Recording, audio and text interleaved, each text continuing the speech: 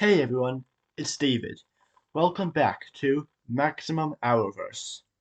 Last time on Maximum Arrowverse, I ranked the top 10 fight scenes of the acclaimed second season of the CW show Arrow. If you have not seen that video yet, there's a link to it in the description below. Go check it out, after you finish watching this video of course. But let's get back to business, shall we?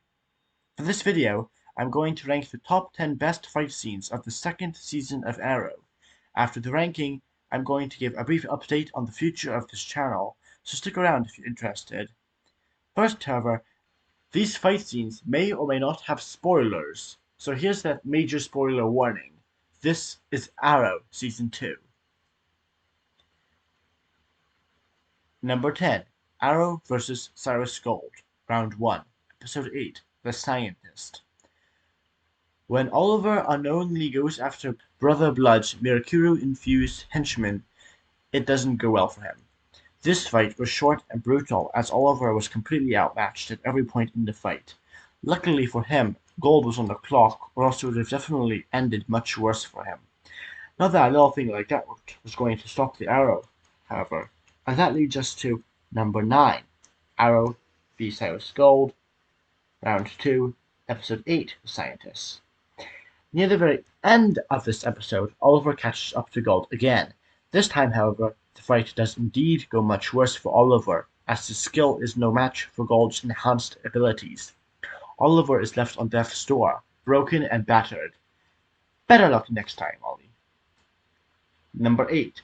Oliver and Sarah v Al Awal, Round 1, Episode 5, League of Assassins.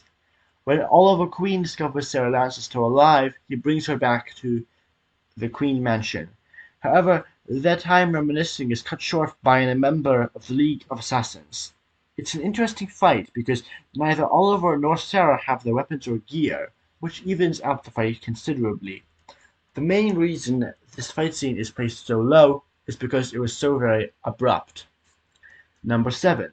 Arrow v Cyrus Gold, Round 3. Episode 9, Three Ghosts. Although he was still recovering from his brutal defeat last episode, Oliver returned to fight Cyrus Gold one final time. And this time, with only a little bit of hallucinatory moral support, Oliver manages to kill the brute.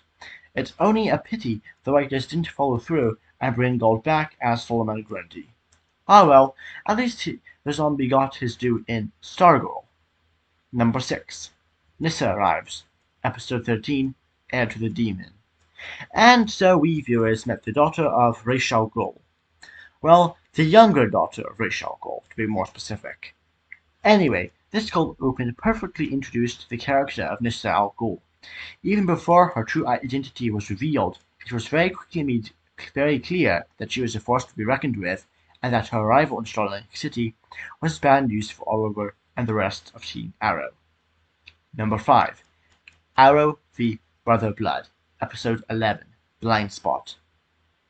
When Laurel Lange gets kidnapped again by a man who appears to be the mysterious Brother Blood, Oliver shows up to rescue her again. The resulting fight scene is really cool and has some interesting hand-to-hand combat that you don't normally see in a show with a guy who normally shoots arrows. However, the main reason this fight scene isn't at a higher spot is because it is revealed that this Brother Blood isn't Brother Blood at all, but instead one of his minions in disguise. This twist, although it makes sense story-wise, does detract from the meaning from this fight. Number 4. Team Arrow vs. Deathstroke, Episode 19, The Man Under the Hood. When returning to the bunker one day, Oliver, Diggle, Felicity, and Sarah find Deathstroke waiting for them. The battle is short and especially brutal, as many of the fight scenes this season are, with Slade easily taking out Diggle and hospitalizing Sarah. Even Oliver barely lasts a few seconds before getting taken out.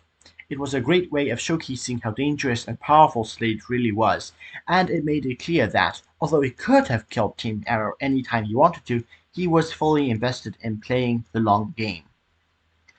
Number 3. Oliver, Sarah, and Quentin versus the League of Assassins. Round 3, Episode 5, League of Assassins. When Sarah and Quentin Lance arrive back at her hideout, they find the League of Assassins there waiting for them. The choreography is pretty good, and there are even a couple of clever little booby traps that Sarah has set up Home Alone style. Quentin proves to be surprisingly adept at fighting assassins. And Oliver showing up puts the icing on this very violent cake. Number 2. Oliver vs. Nyssa, Episode 13, Heir to the Demon. When the daughter of Ra's al Ghul shows up, any daughter of Ra's al Ghul, you know there's going to be trouble.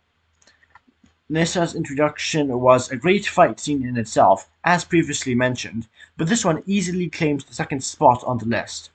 It was a great way to foreshadow how dangerous the League of Assassins was going to be for Oliver and the rest of Team Arrow to deal with during the next season. Number 1. Arrow vs. Deathstroke, Final Showdown, Episode 23, Unthinkable.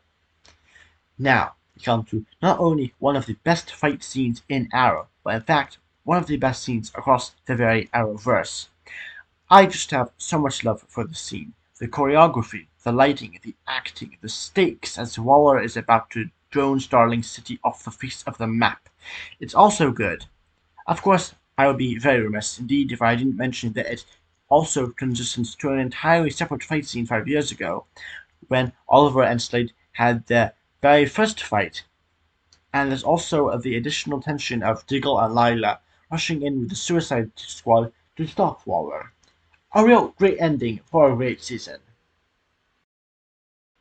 And that's a wrap, folks. My next video will be an analysis of the final season of the beloved superhero show The Flash. So, if you haven't subscribed yet, and that sounds like something you might find interesting, hit that big red button. If you like this video, please also leave a like and or comment. It gives my videos a boost in the YouTube algorithm, and it helps me reach new watchers. Thanks a ton.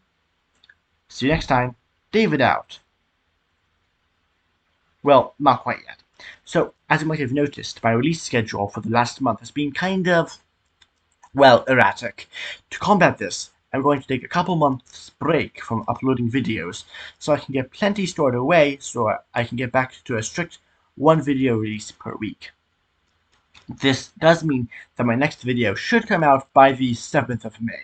I know that's a long time in between videos, but I really want to prevent this kind of thing from happening again. However, in the meantime, I'm still going to be active, or at least mostly active, on Twitter and the like, so it's not like I'm going completely dark. See you next time. David out. For real this time. Bye.